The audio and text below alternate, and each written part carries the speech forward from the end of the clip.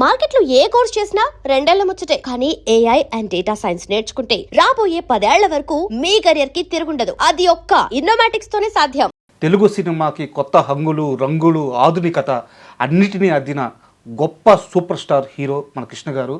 అయితే ఆయన ప్రయాణం కేవలం సినిమాల వరకే పరిమితం కాదు. సమాజంలో తనకు నచ్చిన ప్రతి అంశాన్ని అంతే నిక్కచ్చిగా గొంతు ఎత్తి ప్రశ్నించిన మహోన్నత వ్యక్తి ఆయన. సో ధైర్యానికి, సాహసానికి ఆయన కేర్ ఆఫ్. సో అలాంటి గొప్ప వ్యక్తి జయంతి సందర్భంగా ఈరోజు వారి గురించి మనకు తెలియజేయడానికి వారితో పాటు కలిసి పనిచేసిన సీనియర్ కో డైరెక్టర్ కనగల జయకుమార్ గారు మనతో ఉన్నారు. వారిని అడిగి కృష్ణ గారి గురించి కొన్ని మంచి విషయాలు తెలుసుకుందాం. హాయ్ సార్, నమస్తే. నమస్తే సార్. కృష్ణ గారు అంటే తెలుగు వారికి ఆయన పేరు వినంగానే ఒక ధైర్యం, ఒక సాహసం, ఇవన్నీ గుర్తొస్తాయి. కృష్ణ గారు అంటే సంచలనాలకి మరో పేరు. సంచలనాలు ఆయన చేసింది ప్రతిదీ సంచలనమే. అంత ఆయన చాలా సౌమ్యంగా ఉంటాడా కానీ ఆయన చేసినటువంటి సంచలనాలు ఇండస్ట్రీలో ఎవరు చేయలేదు. సో కలర్ పిక్చరు ఆయనే, సినిమాస్కోప్ ఆయనే, తర్వాత 70mm ఆయనే, తర్వాత కౌబాయ్ సినిమాలు చేశాడు ఆయనే, తర్వాత సింహాసనం చేశాడు ఆయనే, తర్వాత ఒక ఇండస్ట్రీని ఎంతమంది కెమెరాలో, ఎంతమంది డైరెక్టర్లు ఇండస్ట్రీని బాగా ఎక్స్పాండ్ చేసి ఒక తెలుగు సినిమాని చాలా హైట్స్కి తీసుకెళ్ళినటువంటి గొప్ప వ్యక్తి. అదే సార్, చాలామంది ఏం చెప్తారంటే, అంటే ఈ మాట అనొచ్చోలేదో నాకు తెలియదు కానీ ఎన్టీఆర్, ఏఎన్ఆర్ గారు తెలుగు సినిమాకి చాలా చేశారు, వారు ఎదిగారు. అయితే కృష్ణ గారి విషయానికి వస్తే కృష్ణ గారు తాను ఎదుగుతూ ఇండస్ట్రీని కూడా ఎదిగాడు ఎత్తుకి. తర్వాత తన చుట్టూ ఉన్న వ్యక్తుల్ని కూడా చాలా చాలా గొప్పగా ప్రోత్సహించాడు. ఎంతమంది కెమెరామెన్లు, ఎంతమంది డైరెక్టర్లు, అసలు ఆయన ఆలోచనలు చాలా గొప్ప గొప్ప ఆలోచనలు. ఆ ఆలోచనలు ఎటువంటి ఆలోచనలు అంటే సంచలనాలు, అన్ని సంచలనాలే. నాగేశ్వరరావు గారితో పోటీపడి దేవదాసు తీశాడా? అవును. ఎన్టీ రామారావు గారితో పోటీపడి కురుక్షేత్రం తీశారా? అవును. తర్వాత ఎన్టీ రామారావు గారితో సినిమాలు చేశాడు దేవుడు చేసిన మనుషులు. అవును. మళ్ళీ నాగేశ్వరరావుతో దేవదాసుకి ఆపోజిట్గా దేవదాసు తీసి కూడా హేమా హేమీలని నాగేశ్వరరావు గారితో మళ్ళీ సినిమాలు చేసేసారు. సో ఆయన శత్రువుల్ని కూడా మిత్రుల్ని చేసుకుంటారు. వాళ్ళు శత్రువులని కాదు. సో అందరూ కావాలి ఆయనకి. ఇండస్ట్రీలో ప్రతి ఒక్కరు కావాలి, ప్రతి టెక్నీషియన్ కావాలి. తను బాగుండాలి, తనతో పాటు ఉండేటటువంటి వాళ్ళు కూడా బాగుండాలి. తను లాస్ అయినా కూడా తనతో సినిమా తీసినటువంటి నిర్మాత బాగుండాలి.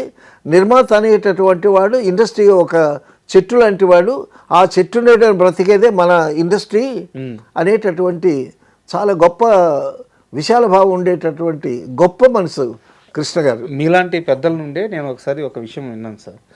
నిర్మాతని ఇంచుమించు ఇంకా దేవుడే, నిర్మాత అంటే దేవుడే అని భావిస్తారంట ఆయన. ఒక ఉదాహరణ చెప్పారు. ఆయనతో ఎవరో ఒక నిర్మాత వచ్చి సినిమా తీశారంట. సినిమా ఆడలేదంట, అట్టర్ ఫ్లాప్ అంట సినిమా. ఆయన కనిపించట్లేదంట. 4 రోజులు ఏంటంట, 5 రోజులు ఏంటంట, ఆయన కనిపించట్లేదంట. ఏడి అని అడిగాడు ఆయన. డబ్బులు ఏమి లేవు ఆయన దగ్గర, అయిపోయింది, ఆ సినిమాతో పోయింది, ఇండస్ట్రీ వదిలి వెళ్ళిపోయాడంటే ఆయన్ని మళ్ళీ పిలిపించి ఈయనే డబ్బులు పెట్టి ఆయన చేత సినిమా దించి అమ్మాయిని మళ్ళీ ఆయన్ని నిలబెట్టాడు. ఏ హీరో చేస్తారు సార్ ఇట్లా? తర్వాత మీరే అన్నారు ఇప్పుడు ఇండస్ట్రీలో దేవుడు అంటారు అందరూ అని. ఆయన కాలేజీలో చదువుకునేటప్పుడు దేవుడు అనే టైటిల్ పెట్టారంట స్టూడెంట్స్ ఆయనకి, ఏలూరు కాలేజీలో. మురళీమోహన్ గారు ఈయన అదే కాలేజీలో చదువుకున్నారు. సో మురళీమోహన్ గారు కూడా ఒక సందర్భంలో చెప్పారు, చాలా తెల్లగా ఉండేవాడు, తెల్ల డ్రెస్ వేసుకునేవాడు, కాముగా వచ్చేవాడు, వెళ్ళిపోయేవాడు. సో ఎక్కడ చిల్లరి పనులు ఫ్రెండ్స్తో ఉండేటటువంటి వాడు కాదు. అతనికి దేవుడని టైటిల్ పెట్టారంట. మరి ఏ సందర్భాన ఎవరు దేవుడని ఏలూరు కాలేజీలో కృష్ణ గారికి ఆ నామకరణం చేశారో ఇండస్ట్రీలో దేవుడై కూర్చున్నాడు ఆయన. నిజంగా సార్. సో అటువంటి గొప్ప వ్యక్తి, సంచలనాలకు మారిపోయారు.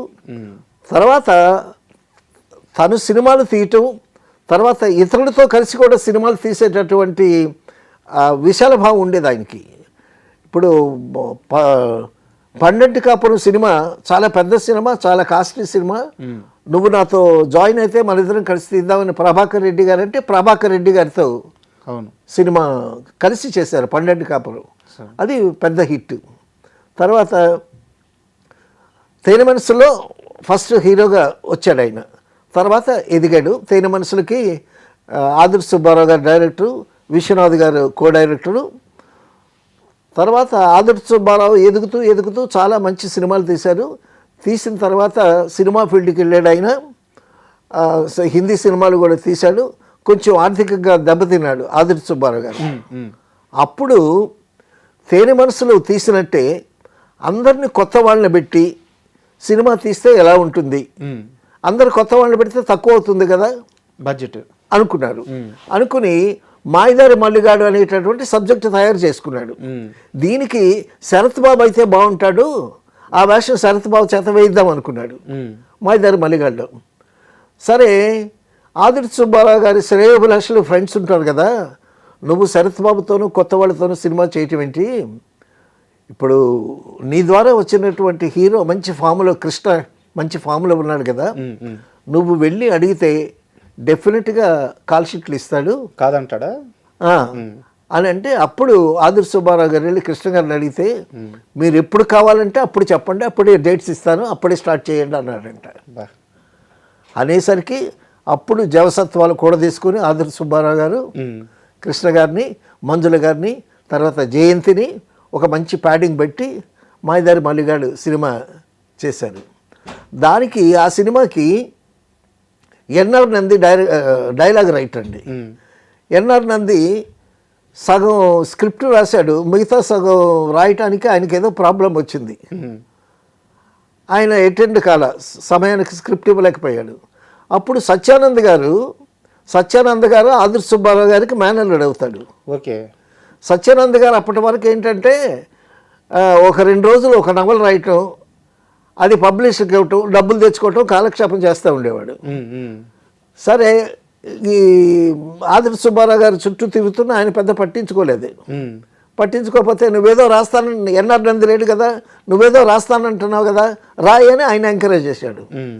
మిగతాది సీన్లు ఆయన పూర్తి చేశాడు. కోర్టు సీన్లు అద్భుతంగా రాశాడు సత్యానంద్ గారు. ఆ మాయదారి మల్లిగాడు సినిమా రిలీజ్ అయిన తర్వాత సత్యానంద్ గారికి 7 సినిమాలు వచ్చాయి. అదే సార్, చాలా ఆ విధంగా కృష్ణ గారు ఎక్కడుంటే ఆయన చుట్టుపక్కల వాళ్ళందరూ బాగుపడతారంట. అవునవును, ఆయన పక్కన ఉంటే చాలండి. డెఫినెట్గా. తర్వాత ప్రొడ్యూసర్ బాలయ్య గారు విశ్వనాథ్ గారితో చెల్లెలి కాపురం సినిమా తీశారు. తీసిన తర్వాత నేరమ శిక్ష అనే సినిమా చేయటానికి శోభన్ బాబు గారిని అడిగితే శోభన్ బాబు గారు చేయనన్నారు. చేయనంటే అప్పుడు కృష్ణ గారి దగ్గరికి వెళ్ళాడు. కృష్ణ గారి దగ్గరికి వెళ్ళి అడగంగానే తప్పకుండా చేస్తానన్నాడు ఆయన. సో ప్రొడ్యూసర్ని తన ఓన్ చేసుకుంటాడు ఆయన. ఇప్పుడు శోభన్ బాబు గారు ఎందుకు చేయనన్నారు, అసలు అక్కడ జరిగింది ఏమిటి, కొంతమంది అయితే అవి తెలుసుకుంటారు. అదేం లేదు, నా దగ్గరికి వచ్చాడు ఒక ప్రొడ్యూసర్, సినిమా చేయమన్నాడు, చేయటం అంతే. ఫైనాన్షియల్ ఇష్యూసే కదా, అంతే. సో ఆ విధంగా ఎంతమంది ప్రొడ్యూసర్లు, ఎంతమంది డైరెక్టర్లు, ఎంతమంది కెమెరామెన్లు